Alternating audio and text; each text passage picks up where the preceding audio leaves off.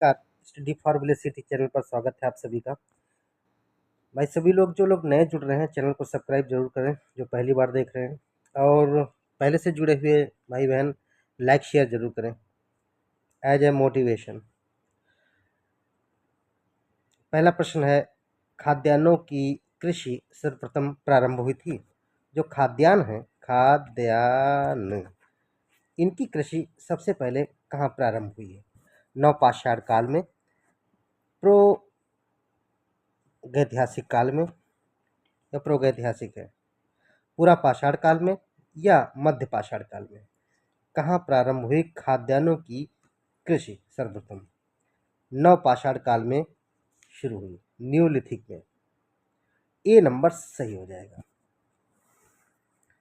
खाद्यान्नों की का उत्पादन जो है सर्वप्रथम नवपाषाण काल में हुआ। यही वह समय है जब मनुष्य कृषि के कर्म से परिचित हुआ। कृषि के कर्म से सर्वप्रथम नवपाषाण काल में ही मनुष्य परिचित हो पाया। भारतीय उपमहाद्वीप में कृषि के प्राचीनतम साक्ष्य प्राप्त हुए हैं। उपमहाद्वीप ऐसे लिखा जाएगा। भारतीय उपमहाद्वीप में कृषि के प्राचीनतम साक्ष्य प्राप्त हुए हैं। हालांकि ये प्रश्न रिपीटेड है, किसी न किसी वीडियो में मिल जाएगा आपको। ब्रह्मगिरी से, बुर्जहोम से, कोल्डिहवा से, या मेहरगढ़ से, कहाँ से? दूसरा प्रश्न है, मेहरगढ़ से कृषि के साक्ष्य प्राप्त हुए हैं। क्या प्राप्त हुए हैं? कृषि के प्राचीनतम साक्ष्य खास तौर से इंडियन रीजन में कहाँ मालूम हुए हैं? मेहरगढ़ से। निम्न में से किसको चालकोलिथिक युग भी कहा जाता था? किसको कहा जाता था? पूरा पाषाण काल युग को, नवपाषाण युग को, ताम्रपाषाण युग को, या लौह युग को? ताम्रपाषाण युग को कहा जाता था, चालकोलिथिक युग। किस एक पुरास्थल से किस एक पुरास्थल से पाषाण संस्कृति से लेकर हड़प्पा संस्कृति यानी कि सभ्यता तक के सांस्कृतिक अवशेष प्राप्त हुए हैं? कहाँ की बात हो रही है? पूरा पाषाण काल, और किसकी बात हो रही है? हड़प्पा सभ्यता।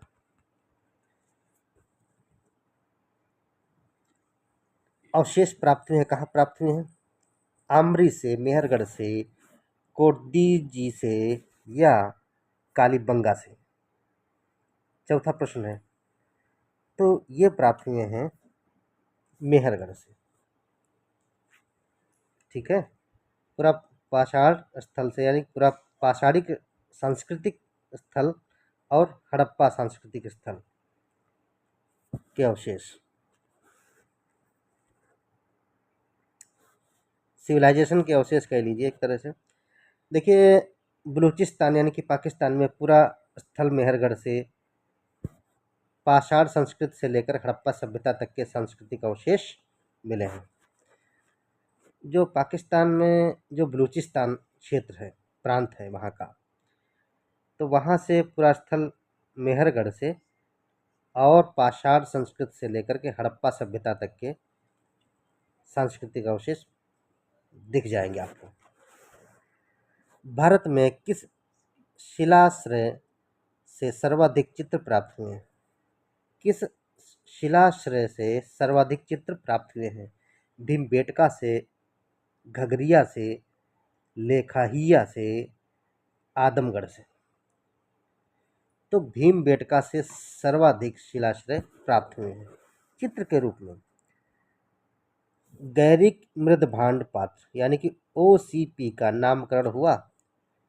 गैरिक मृदभांड जो थे, मृदभांड क्या है? मिट्टी के बर्तन थे एक प्रकार के।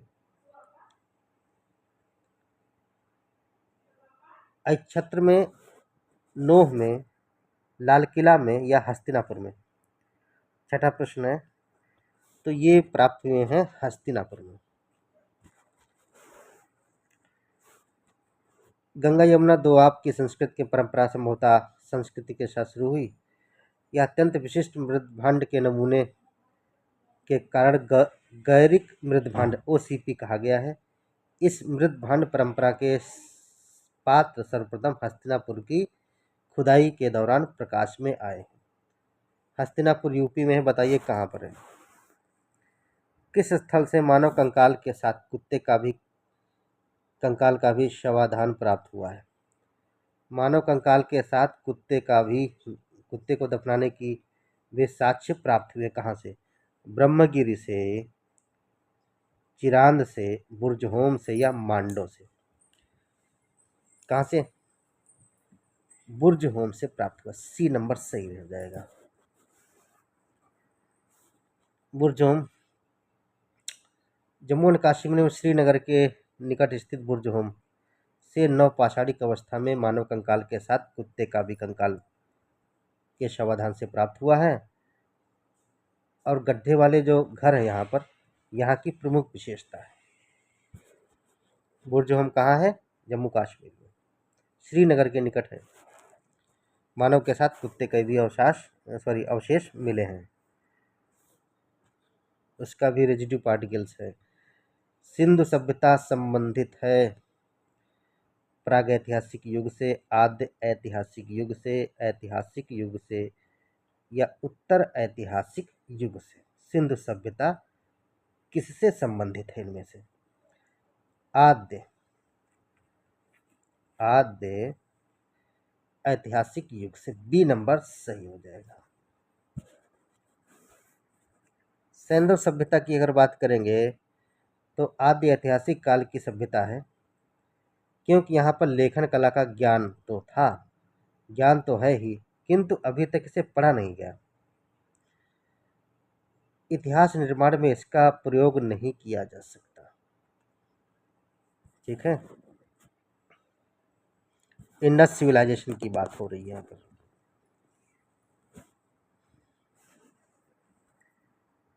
यहाँ पर सूचियां हैं। सूची फर्स्ट को सूची सेकंड से सुमेलित करना है। Harappa N Majumdar, Hastinapur John Marshall, Taxila Dayaram Sahni यहाँ पर खुदाई से संबंधित है। कौशाम्बी बीबी लाल, इस सही से सुमेलित करना है। यहाँ पर प्रश्न नंबर है 9, इनमें से कौन सही है? तो कौन रहेगा? कौन हो सकता है? गेस करिए। देख लें, जो हड़प्पा है, तो हड़प्पा की खुदाई जो की दयाराम शाहिनी के नेतृत्व में हुई। 3 देख लीजिए। हड़प्पा की खुदाई किसकी नेतृत्व में हुई? दयाराम शाहिनी के। और हस्तिनापुर, ये हस्तिनापुर के जो अवशेष प्राप्त कराने में महत्वपूर्ण भूमिका रही यहाँ से, तो बीबी लाल की रही। चौथा हो गया। और तक्षशिला जो है जॉन मार्शल, 2 हो गया। और कौशाम्बी एनजी मजूमदार 1। तो 3 4 2 1 है कहीं ऑप्शन? नवा 3 4 2 1, ठीक है, सी नंबर सही हो जाएगा। जो हड़प्पा की खुदाई की बात हो रही है, दयाराम साहनी के नेतृत्व में 1923-24 में, और फिर 24-25 में भी हुई। जॉन मार्शल भी इसमें शामिल हो गए थे। हस्तिनापुर बीबी लाल 1950 से 52, तक्षशिला जॉन मार्शल 1913 से 34 के मध्य, कौशाम्बी एनजी मजूमदार। निम्न पशुओं में से किस एक हड़प्पा संस्कृति में पाई मोहरों और टेराकोटा कलाकृतियों में निरूपण नहीं हुआ? इतिहास के प्रश्न हैं इसमें से। पाई मोहरों और टेराकोटा की कलाकृतियां में निरूपण नहीं हुआ। किस एक निम्न पशुओं में से किस एक हड़प्पा संस्कृति में ऐसा हुआ? गाय, हाथी, गैंडा या बाघ? गाय के बारे में। हाथी मिलेगा, गेंडा हो गया, बाघ हो गया, ये तो मिल जा रहा है, लेकिन गाय का निरूपण नहीं हुआ। हड़प्पा संस्कृति में मोहरों एवं टेराकोटे कलाकृतियों में गाय का चित्रण नहीं मिला, बल्कि हाथी, गेंडा, बाघ, हिरण, भेड़ आदि का अंकन मिलते हैं। गाय को महत्व सिर्फ वैदिक काल में ही प्राप्त हुआ है। कहाँ प्राप्त हुआ? वैदिक काल में।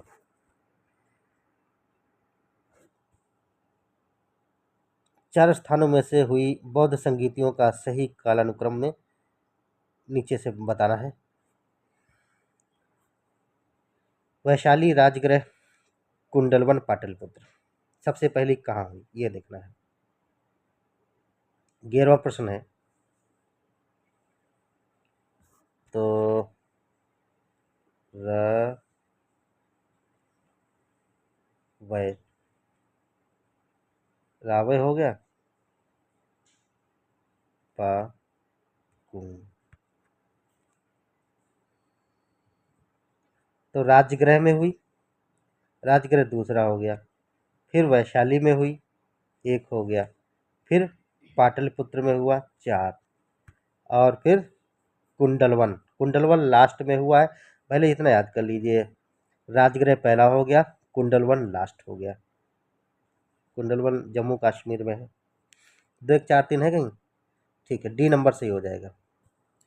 11वां का डी सही हो जाएगा। प्रथम बौद्ध संगीत अजातशत्रु के कार्यकाल में राजगृह में हुई, और अजात शत्रु जानते ही हैं, बुद्ध के बहुत ही दुर्विरोधी रहे हैं। अपने पिता बिंदुसार से भी उन्होंने पंगा ले लिया काफ़ी, लेकिन फिर उसके अनुयायी बहुत बड़े बने। द्वितीय बौद्ध संगीत कालाशोक के शासनकाल में हुई, वैशाली में हुई।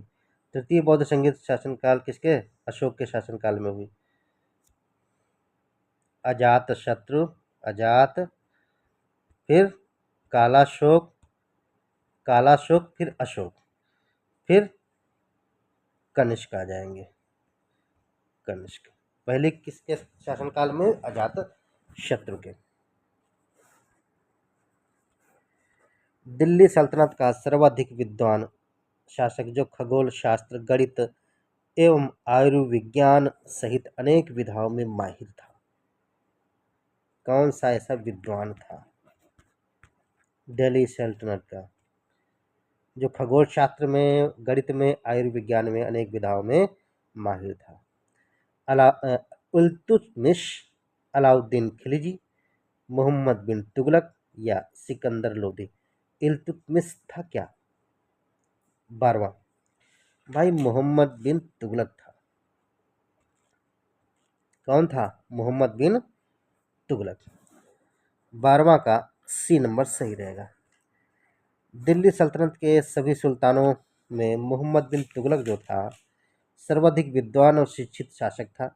वह खगोल शास्त्र, गणित, विज्ञान सहित अनेक विधाओं में निपुण था। कौन? मोहम्मद बिन तुगलक। निम्न में से कौन एक सुमेलित नहीं है? कौन एक सही सुमेलित नहीं है ये बताना है।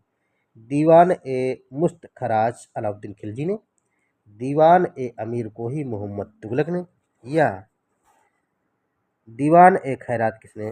फिरोज तुगलक ने, दीवान ए रियासत बलबन। 13वां प्रश्न है, कौन सा है? 13वां प्रश्न है ये। इनमें से कौन सही रहेगा? क्या है? नहीं है। कौन सही नहीं है इनमें से? तो देखिए, जो दीवान ए मुस्तखराज है ये किससे संबंधित है? अलाउद्दीन खिलजी से। दीवान अमीर को ही मोहम्मद तुगलक से। दीवान मुस्तखराज अलाउद्दीन खिलजी, दीवान अमीर को ही मोहम्मद तुगलक, दीवान खैरात फिरोज तुगलक से। अस्पताल बना था ये ना, दीवान खैरात फिर अस्पताल। दीवान रियासत बलबन ये गलत है। दीवान रियासत ये गलत है। दीवान ए रियासत किससे थी संबंधित बताइए? अलाउद्दीन खिलजी से ही थे। तो डी नंबर सही हो गया। बलबन क्या किए? किसे भारत का सादी कहा गया है? अमीर हसन को, अमीर खुसरो को, अबू तालिब कलीम या चंद्रभान ब्राह्मण को। 14 भारत का सदी। तो अमीर हसन को कहा गया है। अमीर हसन ए दहलवी, अमीर हसन ए जो दहलवी थे, उच्च गजलों के कारण उसे भारत का सादी कहा गया है। भारत का सादी अमीर हसन ए दहलवी। मौसम बदलने का क्या कारण है? भूगोल से संबंधित है प्रश्न। मौसम बदलने का क्या कारण है? पृथ्वी का अपनी धुरी पर चक्कर लगाना एवं सूर्य के चारों ओर चक्कर लगाना। पृथ्वी का सूर्य के चारों ओर चक्कर लगाना, अपने अक्ष पर झुका होना। पृथ्वी का सूर्य के चारों ओर चक्कर लगाना, या पृथ्वी का अपनी धुरी पर चक्कर लगाना, वह अपने अक्ष पर झुका होना। मौसम किसके कारण बदलता है? तो 15वां प्रश्न है, तो यह जब संभव होता है, पृथ्वी सूर्य के चारों ओर चक्कर लगाती है और अपने अक्ष पर झुकी रहती, इसी कारण मौसम बदलते हैं। जबकि अपने अक्ष के परितः चक्कर लगाना वो दिन और रात के लिए संभव हो पाता है। कौन सी प्रक्रिया द्वारा पृथ्वी की आयु का निर्णय किया जाता है? किस प्रक्रिया द्वारा पृथ्वी की आयु का निर्णय किया जाता है? पृथ्वी की आयु निर्धारित की जाती किस प्रक्रिया के द्वारा?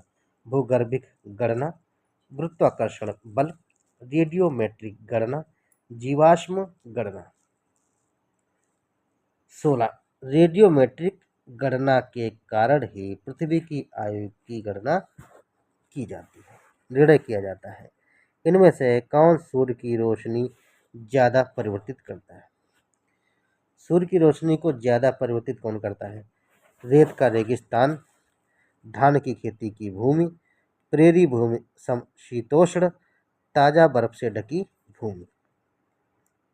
परावर्तित करेगा, रिफ्लेक्शन। परावर्तित कौन करेगा? परिवर्तित नहीं, परावर्तन की प्रक्रिया जो होती है, परावर्तन, तो ये है। कहाँ पर ऐसी व्यवस्था होगी? तो ताजा बर्फ से ढकी भूमि है, ये ज़्यादा परावर्तित करेगी। इसीलिए सफ़ेद कपड़े गर्मियों में पहनना लाभप्रद होता है, ज़्यादा गर्मी धूप नहीं सताती। इनमें से कौन सी मिसाइल नहीं है? कौन सी मिसाइल नहीं इनमें से? पिनाका, आकाश, अग्नि या नाग। 18वां का ए, पिनाका।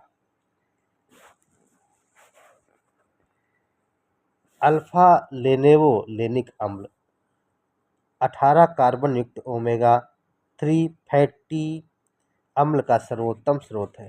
फैटी अम्ल, फैटी एसिड, ओमेगा 3, अल्फा लेनिक अम्ल, 18 कार्बन युक्त ओमेगा 3 फैटी अम्ल का सर्वोत्तम स्रोत है।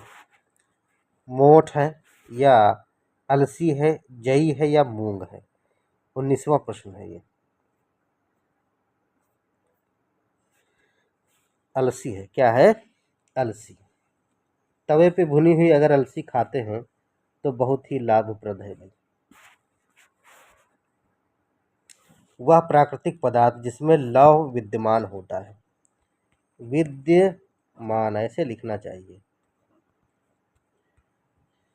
हमारे टाइपराइटर जो है थोड़ा सा कभी कभी वर्कलोड रहता है। क्लोरोफिल, कोलेजन, मायोग्लोबिन, कैरोटीन, लेकिन प्रोनाउंसिएशन सही रहता है हमारे टाइपराइटर का, वो लिखते सही है लगभग। 20वां प्रश्न है, 20वां का सी। कौन सा पदार्थ जिसमें लौह विद्यमान होता है? मायोग्लोबिन में। किसमें? मायोग्लोबिन। सी नंबर सही हो जाएगा।